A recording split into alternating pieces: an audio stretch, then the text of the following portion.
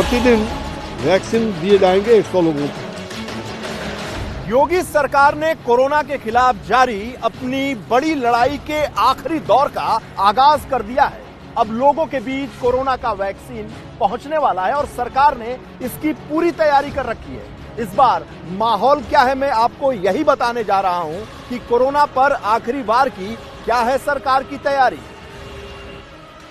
Corona के खिलाफ जंग अब अपने आखिरी पड़ाव पर पहुंच चुकी है। बस इंतजार है सरकार की तरफ से आने वाले आदेश का, जिसके साथ ही कोरोना के वैक्सीनेशन का काम शुरू हो जाएगा और इसके साथ ही शुरू होगा युद्ध स्तर पर काम कोरोना को हराने का।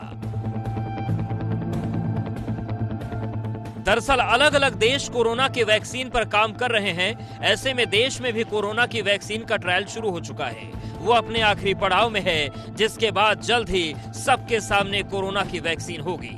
लेकिन सिर्फ कोरोना की वैक्सीन आ जाने से ही कोरोना को हराया नहीं जा सकता, बल्कि कोरोना से लड़ाई का ये आखिरी चरण बेहद चुनौतीपूर्ण भी रहने वाला है। जानलेवा कोरोना वायरस से निपटने के लिए अमेरिका, ब्रिटेन, सिंगापुर जैसे देशों में फाइजर के वैक्सीन का इस्तेमाल शुरू हो चुका है और अब हिंदुस्तान में भी कोरोना को निपटाने के लिए वैक्सीनेशन की तैयारी पूरे जोर शोर से है।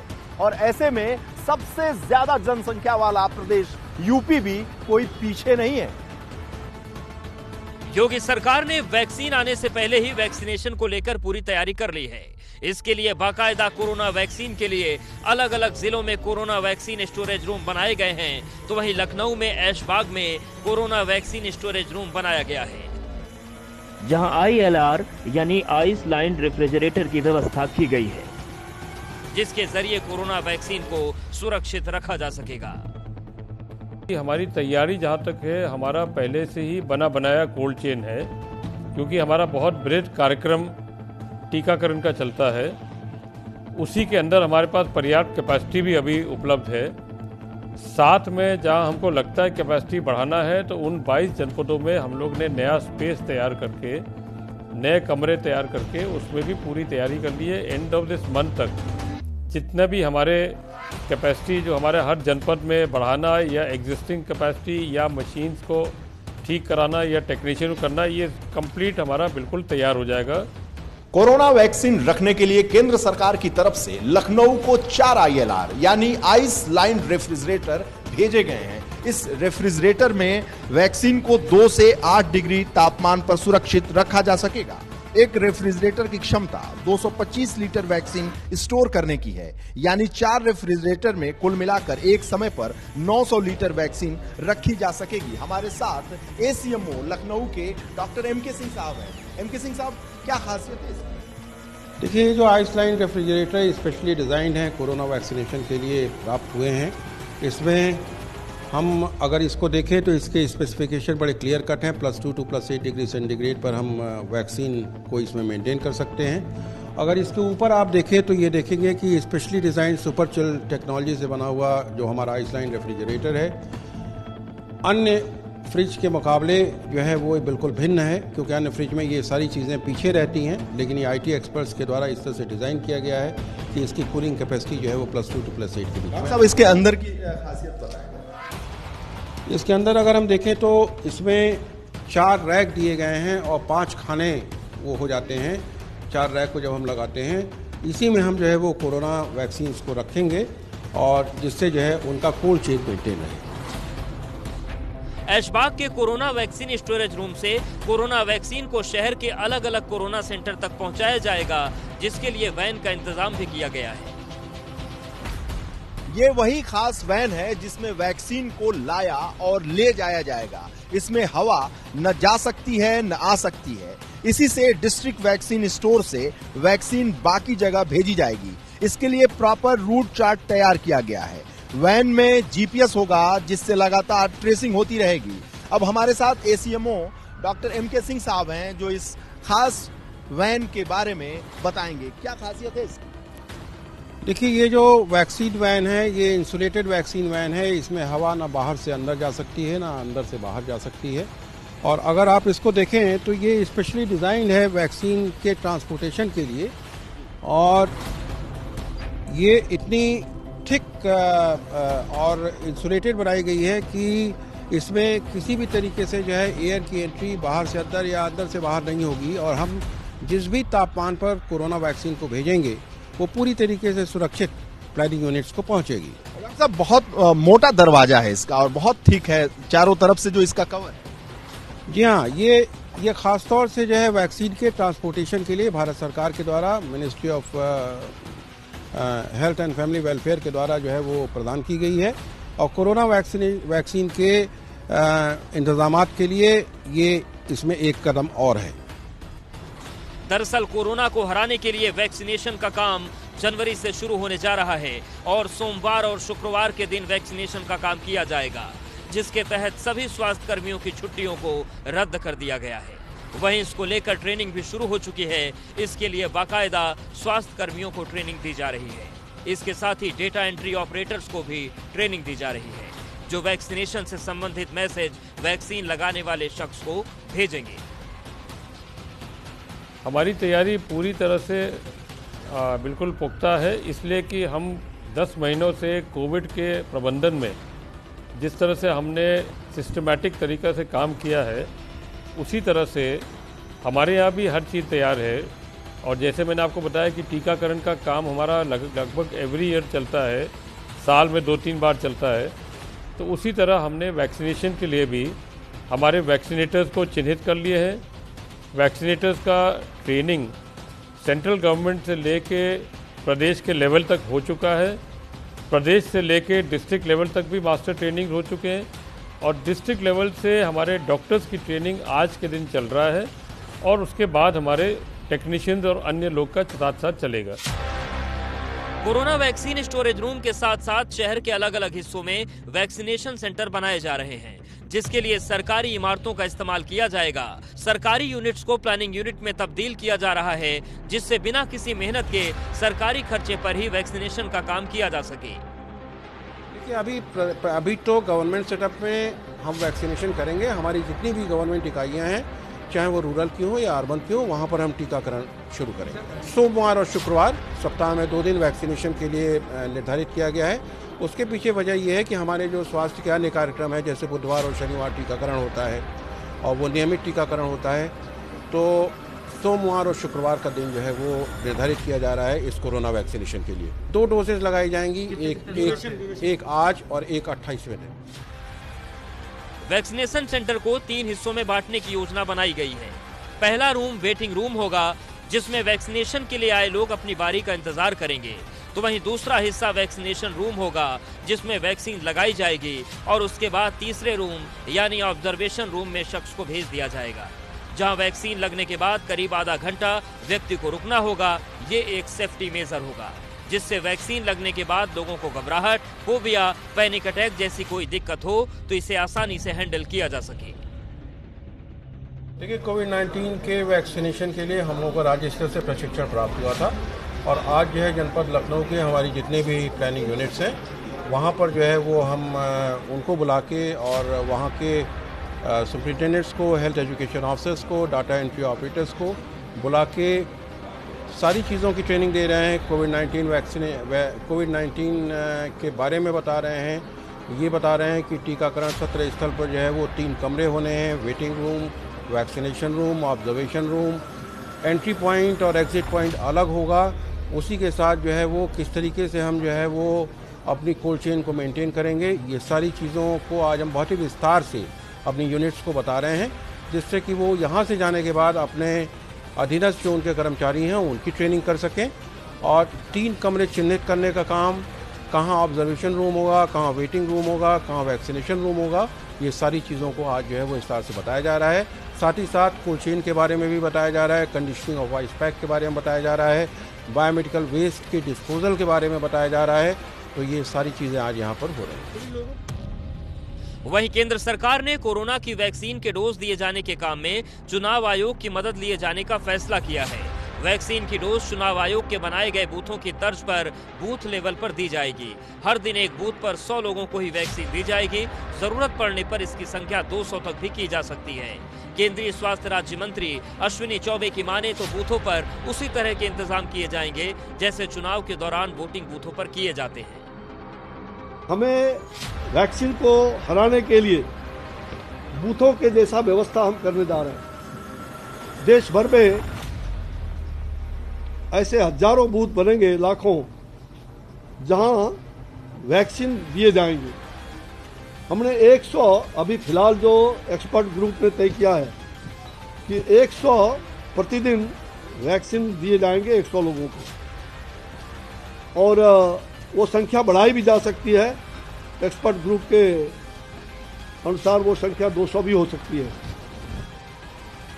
फिलहाल वैक्सीन आने से पहले योगी सरकार ने वैक्सीनेशन को लेकर पूरी तैयारी कर ली है कि कैसे लोगों तक वैक्सीन की पहुंच को आसान बना दिया जाए और वैक्सीनेशन के लिए किसी भी तरह का कोई पैनिक ना हो। इसी के तहत पूरी चेन मेंटेन की जा रही है और उसकी तैयारी जोरों पर चल रही है। कोई पैनिक नहीं क्रिएट होगा। पूरे देश के लोग जानते हैं कि एक दिन में सभी लोग को वैक्सीनेशन नहीं मिल पाएगा। 130 करोड़ की ये आबादी है, या 100 करोड़ को जिनको वैक्सीन लेना है उसका ही आप अंदाज लगा लीजिए। ऐसे कोई भगदड़ नहीं मचेगा। फर्स्ट चरण में हमारे हेल्थ वर्कर्स रहेंगे, सेकंड चरण में फ्रंट लाइन वर्कर्स रहेंगे, और जितना उत्पादन इस देश के अंदर उस कंपनी के माध्यम से होगा उसी हिसाब से तो आप प्रदेशों में बांटेंगे। हमको पूरा वैक्सीन तो एक साथ मिलेगा नहीं। अब बस इंतजार है तो कोरोना की वैक्सीन का, क्योंकि दुनिया अब इससे निजात पाना चाहती है। वैक्सीन और इसके संभावित दाम को लेकर जब हमने लोगों से बात की तो उनकी राय कुछ यूं थी। अगर वैसे देखें तो फ्री होनी चाहिए, बट अगर अभी इनिशियल स्टेजेस पे गवर्नमेंट फ्री नहीं दे पा रही है तो एक प्रोग्रेसिव वे में देनी चाहिए according to the income levels that are there in the society. Like the lower level incomes उनको लोअर कॉस्ट पे देनी चाहिए, and as we go higher up the income levels वैसे वैसे कॉस्ट बढ़ाना चाहिए वैक्सीन का। ट्रायल्स इतने लेवल्स पर हुए हैं कि 6 वीक से ज़्यादा टाइम मिला है वैक्सीन को अपना इफेक्ट दिखाने के लिए, एंड जैसे कि हम लोग देख रहे हैं साइड इफेक्ट्स आ रहे हैं।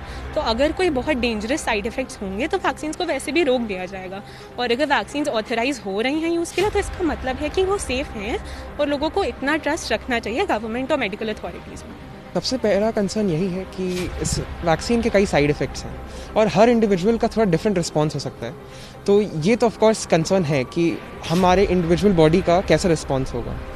बाकी तो जो मेजर साइड इफ़ेक्ट्स होंगे वो तो गवर्नमेंट खुद ही रूल आउट कर देगी। और जैसे पोलियो एक तरह से फ्री ऑफ कॉस्ट थी, वैसे एक हद तक कोरोना वायरस की वैक्सीन भी फ्री ऑफ कॉस्ट होनी चाहिए। पर क्योंकि ये वैक्सीन आउटसोर्स भी हो रही हैं तो minimum cost so that poor लोग भी इसे अफोर्ड कर सकें बेस्ट रहेगा। आई थिंक फ्री एग्जैक्टली नहीं होनी चाहिए। जो बिलो पॉवर्टी लाइन है उनके लिए वो फ्री होनी चाहिए, और बाकी लोगों के लिए बहुत ही अफोर्डेबल प्राइसेस पे वो मिलनी चाहिए। पूरा 100% विश्वास तो नहीं है, बट येस अगर वो ऑथराइज हो रही है तो कुछ बहुत इफेक्टिव तो वो डेफिनेटली होगी। ट्राई करना चाहिए कि फ्री होनी चाहिए, क्योंकि ये ऐसा डिजीज़ है जिससे everybody is prone to it, चाहे वो गरीब हो अमीर हो, सबको होने के उतने ही चांसेस हैं। तो डेफिनेटली फ्री होनी चाहिए। अगर फ्री नहीं पॉसिबल है या तो इनकम लेवल के हिसाब से होने चाहिए, और सबके लिए मिनिमल कॉस्ट पे होनी चाहिए वैक्सीन। अफोर्डेबल होनी चाहिए कि लोअर कैडर्स और अपर कैडर सभी उसको अफोर्ड कर पाएँ। तो फ्री तो नहीं कह सकते, क्योंकि फ्री इतने टेस्ट और साइंटिस्ट जो बना रहे हैं और जो उसका प्रोडक्शन गवर्नमेंट कर रही है उसके पे भी एक्सपेंस आता है।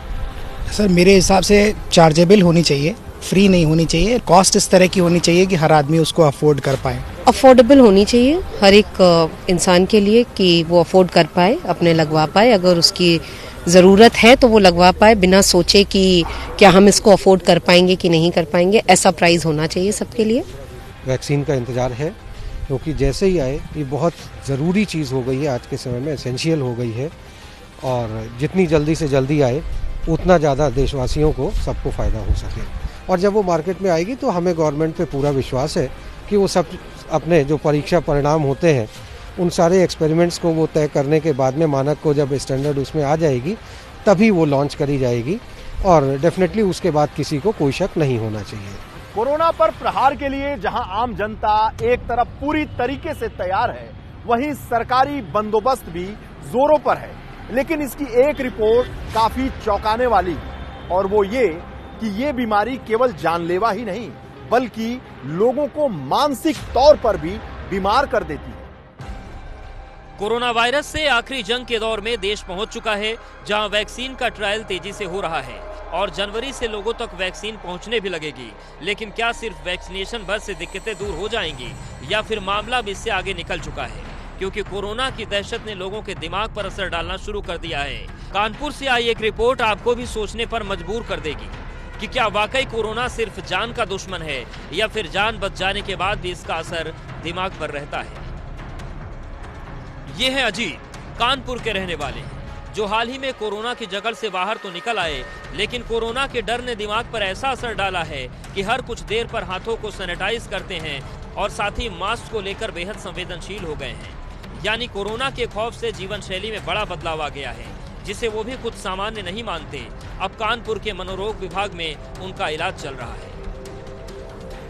समस्या कैसे, कोरोना से मैं ठीक हुआ हूँ थोड़े दिन पहले, वहाँ पर मतलब ये इतना डर का माहौल बना दिया गया है कि मतलब मैं बार बार हाथ सैनिटाइज करना, मास्क लगाए रहना, मतलब बहुत ज़्यादा मतलब ये पूरी तरह मेंटली मतलब ये हो चुका है कि मतलब आप लोग ये डर का माहौल ही बन गया है। मतलब डॉक्टर ने आपको क्या बोला, किस तरह से थेरेपी सही करने की बात कही? डॉक्टर ने यही कहा है कि पहली तरह मेंटली पावर पूरी तरह सही रखें और पूरी तरह सही रहें, हाथ सैनिटाइज करते रहें, मास्क लगाए रहें, सोशल डिस्टेंसिंग पालन करें, लेकिन साथ साथ मेन चीज़ इसमें मेंटली का है, आप डर खत्म करें, थोड़ा सा यही सही। दरअसल अकेले अजीत ही नहीं जिनके अंदर कोरोना का डर ऐसा बैठा कि वो डरे हुए हैं और खौफ में हैं, बल्कि ऐसे कई लोग अब कानपुर में मनोरोग विभाग में आ रहे हैं जो कोरोना से ग्रसित थे और अब कोरोना का खौफ उनके दिलो दिमाग पर ऐसा घर कर गया है कि लोगों से मिलने से लेकर बात करने तक से बचते हैं, जिसे लेकर कानपुर के मेडिकल कॉलेज में लगातार मरीजों की तादाद बढ़ रही है। मनोरोग की दशा में जा रहे, बहुत भय हो रहा है कि कोरोना है, ये है, साइकोलॉजिकल चेंजेज आ रहे हैं, बिहेवियर चेंज हो रहा है। उसके लिए हमारे यहाँ साइकेट्रिक विभाग में एक सीनियर डॉक्टर को लगाया गया, जो उन्होंने भी देखा कई जो मरीज आ रहे हैं वो साइकोलॉजिकल चेंजेज है, कभी एकदम मास्क पकड़ लेंगे, सैनिटाइजर करने भागेंगे, तो ये लोगों में चेंजेज आ रहे हैं। इसके लिए डरने की बात नहीं है, धैर्य रखना है, साइकोलॉजिकल घर में माहौल बना कर रखना, डिस्टेंस मेंटेन करना। जो साफ सफाई चल रही है ये कोई नई साफ सफाई नहीं, ये पहले भी चलता रहा है, हम लोगों के दादा परदादा ये सब लोग करते रहे गाँव देहात में। दूसरा, इस समय जो मेन फैक्टर है वो प्रकाशन है, सावधानियां बरतनी है। साइकोलॉजिकल बच्चों में हो चाहे बुढ़ों को हो या जवान हो, सभी को दिमाग में ये नहीं लाना कि ये बहुत खतरनाक बीमारी है। यदि हम समय से जांच करवा लें और ट्रीटमेंट लेंगे तो मैं 100% कह रहा हूँ कि आप सेफ हैं, स्वस्थ होंगे और अपने घर को जाएंगे। हैलेट अस्पताल के मनोरोग विभाग में मरीजों की तादाद बढ़ रही है जो कोरोना के खौफ में जी रहे हैं और अचानक उनकी जिंदगी बदल सी गई है। ऐसे में लगातार उनकी काउंसलिंग की जा रही है और लोगों को इस खौफ से बाहर आने पर मदद की जा रही है। कोरोना पूरे विश्व में एक बहुत बड़ा तनाव का कारण हो गया है, तो मानसिक रोगों के जितनी भी बीमारियां हैं सब में तनाव के कारण दिक्कतें बढ़ती ही हैं। तो इसलिए हमारे पास रोगियों की संख्या लगातार बढ़ती जा रही है, क्योंकि लगातार वो पिछले कई महीनों से तनाव में रहे हैं। सबसे पहले तो समस्या जितनी भी तनाव की बीमारियां हैं उनमें नींद की समस्या के साथ प्रेजेंट होते हैं मरीज़, क्योंकि उनको नींद आना बंद हो जाएगी, या कुछ मरीज़ों में ऐसा भी होता है कि नींद बहुत ज़्यादा आने लगेगी, आलस ज़्यादा बढ़ जाएगा। तो ये सभी तरह के मरीज़ हमारे पास आ रहे हैं। उसके अलावा कोरोना से स्पेसिफिकली रिलेटेड OCD के मरीज़ बढ़ सकते हैं, क्योंकि इसमें हाथ धोने को लेकर बहुत ज़्यादा प्रमोशन हुआ है कि लगातार हाथ धोना है, सैनिटाइज़र यूज़ करना है। तो हमारे पास ऑब्सेसिव कंपल्सिव डिसऑर्डर के पेशेंट्स लगातार फॉलोअप में रहते ही हैं, वो ट्रीटमेंट लेते रहते हैं। कानपुर से आई ये रिपोर्ट जहां चिंता खड़ी करती है, वहीं लखनऊ के KGMU में हुए एक स्टडी में कई चौंकाने वाले तथ्य सामने आए हैं। ब्रेक के बाद आपको दिखाएंगे कि आखिर वो क्या है। तब तक कहीं जाइएगा नहीं। KGMU के रिसर्च से जो बातें सामने आई हैं उसे लेकर चर्चा शुरू हो गई है, और वो ये कि कोरोना से ठीक हुए 40% लोगों में एंटीबॉडी है ही नहीं, जिसका मतलब साफ है कि उनका प्लाज्मा किसी काम का नहीं। KGMU का ब्लड ट्रांसफ्यूजन मेडिसिन विभाग लगातार कोरोना से ठीक हुए मरीजों के प्लाज्मा के जरिए कोरोना ग्रसित लोगों को ठीक करने की प्रक्रिया पर स्टडी कर रहा है, जिससे वैक्सीन के आने तक कोरोना की रफ्तार को रोका जा सके। लेकिन इस स्टडी ने सबको चौंका कर रख दिया है। हमने शुरुआती दौर पे हमने जो स्टडी की है अपने प्लाज्मा डोनर्स में, अप्रॉक्सीमेटली 400 प्लाज्मा डोनर्स ऐसे थे जो हमारे यहाँ आए लेकिन प्लाज्मा डोनेट नहीं कर पाए। उसका कारण ये था कि 83% में एंटीबॉडीज़ मिली ही नहीं। जो नॉर्मली इन्फेक्ट होने के बाद लोग समझते थे अपने आप आ गई। ये चीज़ बहुत ज़्यादा डिस्कस भी हो रही है, हम लोग कोशिश कर रहे हैं क्यों है, लेकिन शायद अभी तक इसका आंसर नहीं ढूंढ पाए। और थोड़े ऐसे लोग मना हुए जो HIV से ग्रसित थे या HBsAg से ग्रसित थे या हेपेटाइटिस C या उनकी हीमोग्लोबिन की मात्रा कम थी। तो आप ये देखिए इतना साइजेबल अमाउंट 83% लोग केवल एंटीबॉडी ना होने के कारण प्लाज्मा डोनेट नहीं कर पाए, जबकि उनको कोविड हुआ था। उसका कारण जब हम लोग ने शोध और डिटेल में की तो समझ में आया कि अप्रॉक्सीमेटली ज़्यादातर ऐसे लोग थे जो 50 वर्ष के ऊपर थे, उनमें एंटीबॉडीज नहीं थी। दरअसल जो रिपोर्ट सामने आई है उसमें पता चला है कि 800 लोगों में से सिर्फ 400 लोग ही प्लाज्मा डोनेट कर सके और बाकी के 400 लोगों का प्लाज्मा नहीं लिया जा सका, जिसको लेकर अलग अलग वजहें सामने आई हैं। तो लोग आए उसमें अप्रॉक्सीमेटली 50% लोग ही डोनेट कर पाए, 50% लोग नहीं डोनेट कर पाए। अगर बहुत सुन जाए तो कहेंगे 45.6% जो लोग थे वो डोनेट कर पाए और बाकी नहीं डोनेट कर पाए। और इसका कारण वही हमने कहा कि एंटीबॉडी उनमें से जो डोनेट नहीं कर पाए उसमें 83% लोगों में एंटीबॉडी नहीं थी और ज़्यादातर उन लोगों में नहीं थी जो 50। इस रिसर्च में एक बात और सामने आई है कि जिन लोगों में एंटीबॉडी नहीं मिली उनकी उम्र 50 साल से ज्यादा रही, वहीं 30 से 40 साल के बीच की उम्र के लोगों में सबसे अच्छी एंटीबॉडी पाई गई। दरअसल ये रिसर्च इस बात पर शुरू हुई थी कि जिनमें कोरोना के लक्षण मिलते हैं उनकी एंटीबॉडी ज्यादा होती है, लेकिन इस स्टडी ने कई नए तथ्य सामने लाकर रख दिए हैं जो कोरोना के खिलाफ जारी जंग के आखिरी पड़ाव में इस लड़ाई को और मजबूती देंगे। जाहिर सी बात है आने वाले समय में कोरोना पर स्टडी के जरिए बहुत सारी नई बातें आएंगी और वैक्सीनेशन के बाद लोगों का फीडबैक भी बेहद महत्वपूर्ण होगा। लेकिन सबसे ज्यादा सुकून देने वाली खबर यह है कि जनवरी से वैक्सीनेशन शुरू हो जाएगा। इस हफ्ते माहौल क्या है में बस इतना ही। अगले हफ्ते एक और बड़े और ज्वलंत मुद्दे के साथ मैं फिर आपके सामने हाजिर होऊंगा। तब तक के लिए नमस्कार।